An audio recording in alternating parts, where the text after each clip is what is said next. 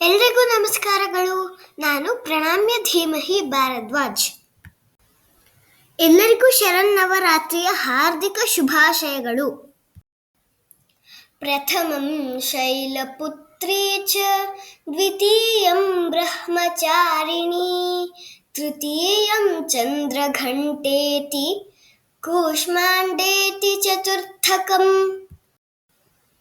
ಪಂಚಮಂ ಸ್ಕಂದಮಾತೇತಿ ಷಷ್ಠಂ ಕಾತ್ಯಾಯನೀತಿ ಚ ಸಪ್ತಮಂ ಕಾಲರಾತ್ರೀತಿ ಮಹಾಗೌರೀತಿ ಚಾಷ್ಟಮಂ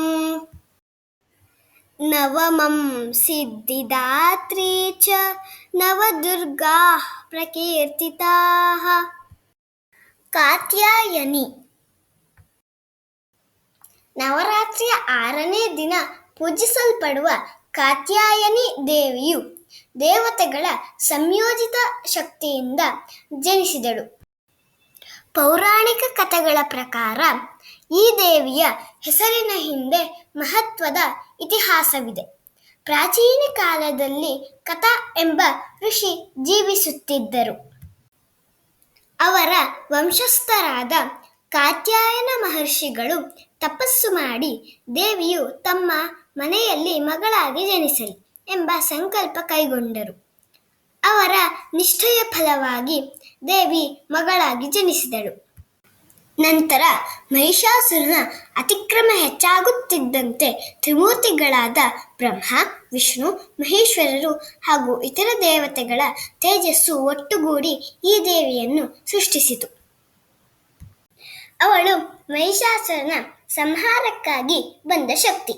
ಋಷಿ ಕಾತ್ಯಾಯನರು ಮೊದಲಿಗೆ ಪೂಜಿಸಿದ ಕಾರಣದಿಂದಲೇ ಆಕೆ ಕಾತ್ಯಾಯನಿ ಎಂದು ಪ್ರಸಿದ್ಧಳಾದಳು. ಕಾತ್ಯಾಯನಿ ದೇವಿಯ ರೂಪವು ಬಂಗಾರದಂತೆ ಹೊಳೆಯುತ್ತದೆ. ಆಕೆಗೆ 4 ಭುಜಗಳಿವೆ. ಒಂದು ಹಸ್ತದಲ್ಲಿ ಅಭಯ ಮುದ್ರೆ, ಮತ್ತೊಂದು ಹಸ್ತದಲ್ಲಿ ವರಮುದ್ರೆ, ಒಂದು ಕೈಯಲ್ಲಿ ಖಡ್ಗ, ಮತ್ತೊಂದು ಕೈಯಲ್ಲಿ ಕಮಲದ ಹೂವನ್ನು ಹಿಡಿದಿದ್ದಾಳೆ. ಸಿಂಹವೇ ಆಕೆಯ ವಾಹನ. Happy Navratri. May the divine Durga Devi shower her blessings upon you and your family. Thank you.